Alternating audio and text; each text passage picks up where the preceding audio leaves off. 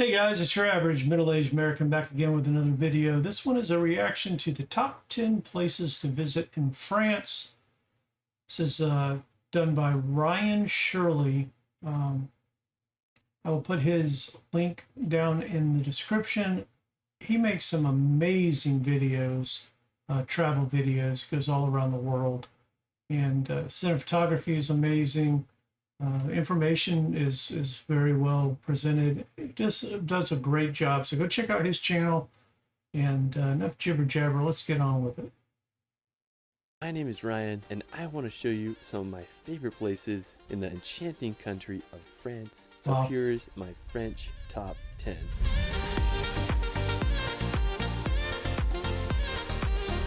France is known all around the world for its endless history and jaw-dropping scenery. From the towering French Alps to the Mediterranean coast of the French Riviera, France has so much to offer. Let's start this video off at the picturesque city of Annecy. Now, Annecy is located at the foot of the Alps. It's famous for its medieval old town, and Cool. it's been nicknamed the Venice of the Alps thanks to its canals. Now, the city is just absolutely magical, but what I love about the region Wow. is Lake Annecy. It's known as one of the cleanest lakes in all of Europe, and I just love the surrounding mountains. I mean, I just can't think of a better place to enjoy on a hot summer day. Now, one of the crowning features of the area is the Château de Menthon-Saint-Bernard. The castle began construction back in the Wow. 13th century, and it's just hard to beat the view of this medieval castle. After Annecy, I mean, guys, I'm a minute and 5 seconds into this video, and I can already tell you, France is beautiful. It's funny that I watch a lot of videos from people coming to America, Europeans coming to America, talking about how beautiful America is, especially out west, the Utah, Montana, California, Grand Canyon, that kind of thing. And it is. But I just watched a video in the UK and it was stunning. I mean, stunning. Now I'm watching a video in France and it's stunning.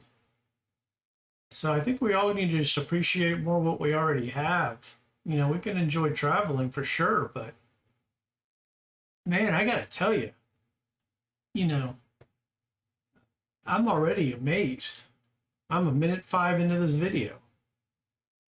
we're going to head over to the nearby French Alps. Now, this is definitely my favorite region in all of France. It's home to the incredibly massive Mont Blanc, which is the highest mountain in all the Alps at 15,774 feet. If you want to get a close-up view to Mont Blanc without the hiking, you can visit the Aiguille du Midi. Now, special thanks to my friend Guillaume Rugolo for helping me out with footage. I'll link his channel in the description below. Now, the Aiguille du Midi was constructed back in 1955, and when you see it, you just can't fathom how they were able to build this on top of a mountaintop. Now, to get there, you can take a 20-minute cable car ride, which holds the world record for the... Okay, all right, let's talk. My house is 60 years old. Something breaks every year. This place was built 70 years ago on the tip of a mountain. Have we had any problems with it?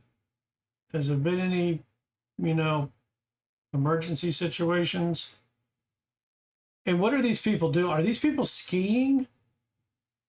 Are they skiing down the side of this thing? I mean, that's like a 60-degree slope.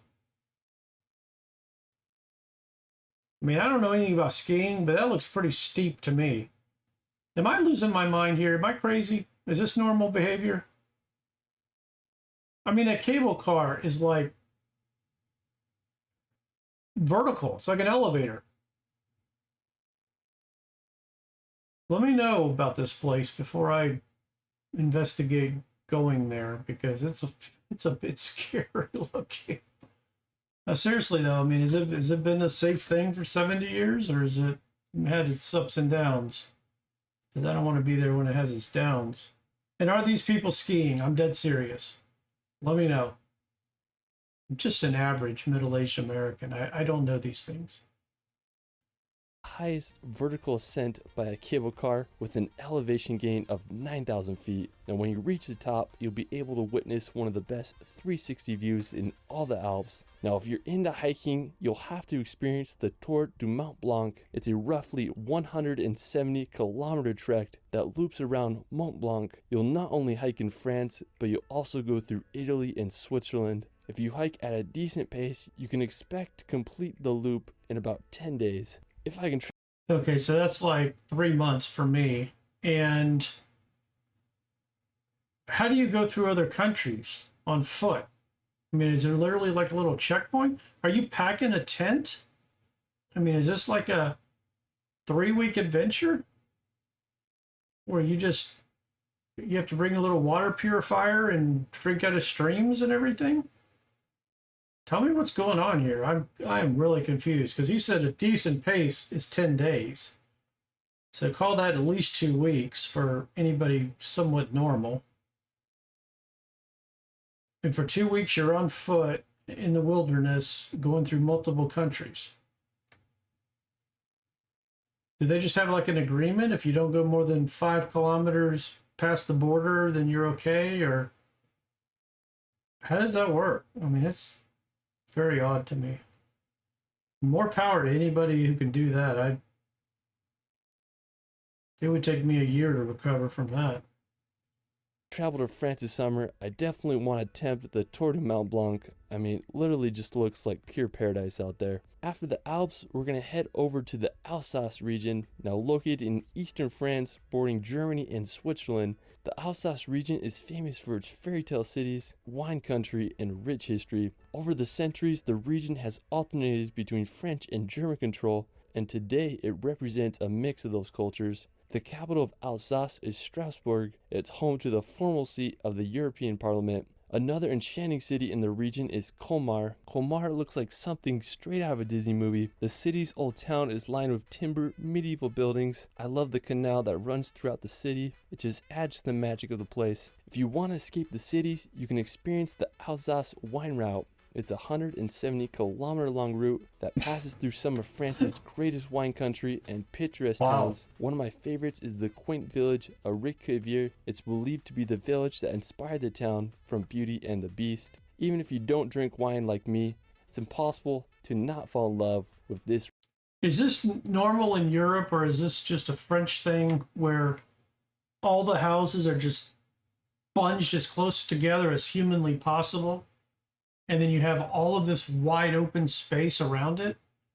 Was this for protection against attackers? Like was there like a wall there originally that they tore down? Or I guess my question is, why wouldn't you just space out a little bit more? I get it that you need the land to grow things and all that, but still you could have like patches or something. Someone tell me, why is it all bunched together? I'm assuming was for protection from invaders or whatever. Let me know. Just an average middle-aged American. I don't know these things. Region of France. After, we're going to France's capital of Paris. Now, since the 17th century, Paris has been Europe's major center of finance, diplomacy, fashion, and the arts. Paris is one of the world's most visited cities, and with all its attractions and fascinating history, it's easy to see why. Paris's most recognizable attraction is the Eiffel Tower. It was built in 1889 for the World Fair. The Eiffel Tower is 324 meters high, which made it the tallest man-made structure in the world until 1930. You can take an elevator up there to get an incredible 360 panoramic view of all of Paris. Another popular attraction is the Louvre Museum. It's the world's largest art museum, and it's home to Da Vinci's Mona Lisa. You can also take a drive around the Arc de Triomphe or walk the grounds of the Palace of Versailles. And there's just so much to see in this grand city. If you want a road trip outside the capital, you can head to France's northern coast, visit the coastal town of Etretat. Located about 3 hours outside of Paris, Etretat is famous for its white cliffs and... I mean, it's just beautiful. I mean, it's just beautiful.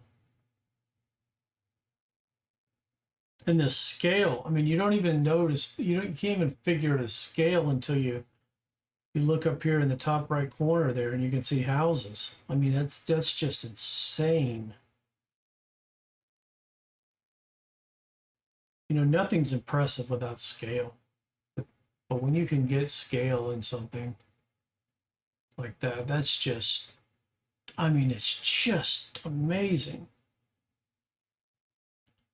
And rock formations, one of the most well-known is the Falaise de Aval Arch. It has such a unique shape. I guess you could say they are the French cousins of old hairy rocks. Golf. While we're still on the coast, we're going to visit the magical island of Mont Saint-Michel. Now located 1 kilometer off the coast of France, Mont Saint-Michel is one of the most magical destinations in all of Europe. The island is full of small shops and homes with a monastery perched on the top of the island's highest point.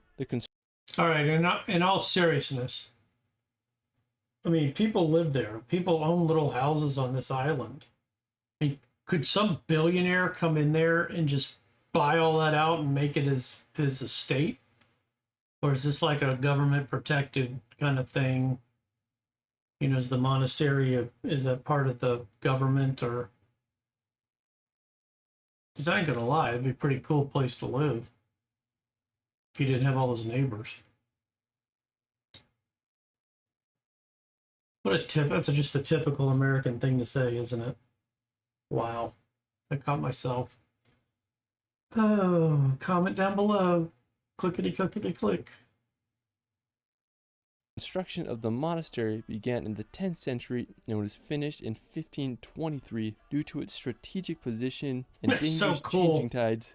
The island remained protected throughout history. Today, Mont Saint-Michel is one of France's most popular tourist destinations. If you're ever in northern France or Paris, you really need to visit this magical island. After, we're going to head to the neighboring region of Brittany. Now located on the northwestern tip of France, Brittany is full of rugged beaches and countless lighthouses. One thing that is particularly fascinating about Brittany is its presence of megalithic monuments. There are thousands of stones scattered around the region, ranging from ancient tombs to single standing stones that were arranged by Neolithic people over 7,000 years ago. I mean, just pretty interesting if you ask me. Now, aside from the ancient megaliths, Brittany is home to some stunning coastal towns. One of my favorites is Le Conquet. It's an ideal maritime city with a picturesque harbor. One of the highlights of the area is the Kermorvan Lighthouse. I mean, just such a beautiful setting. Aside from Le Conquet, Brittany is full of hundreds of seaside towns and beaches just waiting to be discovered. Wow. After, let's head over to the medieval fortress of Carcassonne. Now, when I imagine medieval Europe,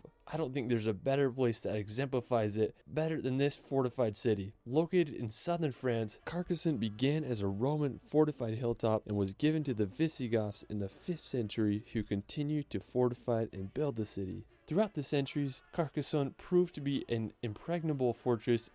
It just blows my mind that people from hundreds and hundreds and hundreds of years ago can build things honestly better than we build things today. I mean, if you really think about it, that this stuff is still standing. I mean, that blows my mind. You know, obviously money talks, you know, and if you buy a cheap house, it's going to be built cheaply. But, you know, back then to build something like this all by hand and just have it last hundreds and hundreds and hundreds of years really is just amazing.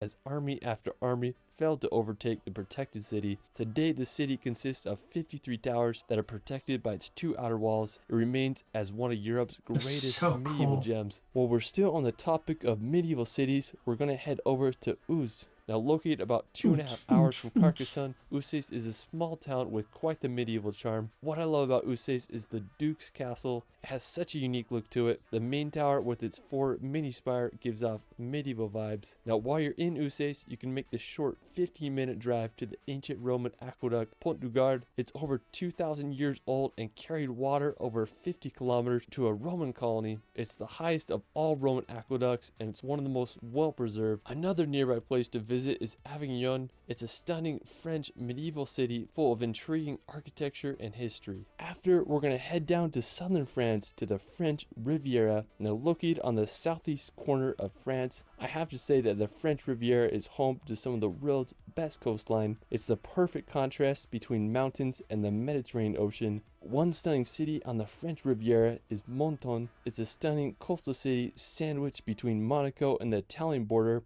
I just love its ports with the backdrop of the Green Mountains. And compared to other popular cities on the Riviera, such as Nice or Cannes, this one's not as crowded, so it's a perfect place to visit to escape the crowds. Now, if you're looking for some medieval vibes, you can visit the nearby hilltop village of Uzes. It's just amazing. I mean, it's so cool.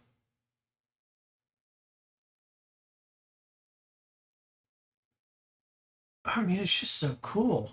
You can visit the nearby hilltop village of Uzes. The village dates back to the 1300s, and when you explore the city, you'll feel like you're going back in time. You can hike to the summit on the town with a fortress on top, and you'll get some of the best views of the French Riviera. Well, that is it for my France top 10. I mean, there's just so many beautiful places that I couldn't cover in this video, so I'll have to do a part 2. Guys, I mean, I'm blown away. I don't know what else to say. Now, I have a serious concern, serious question. You know, it's long been said that the French really don't like Americans, which is ironic. We don't need to get into history lessons, but is it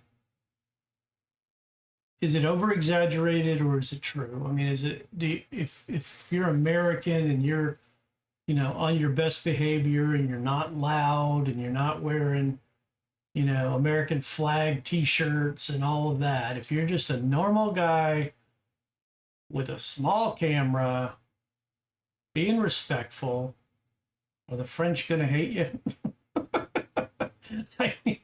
I need to know before I go.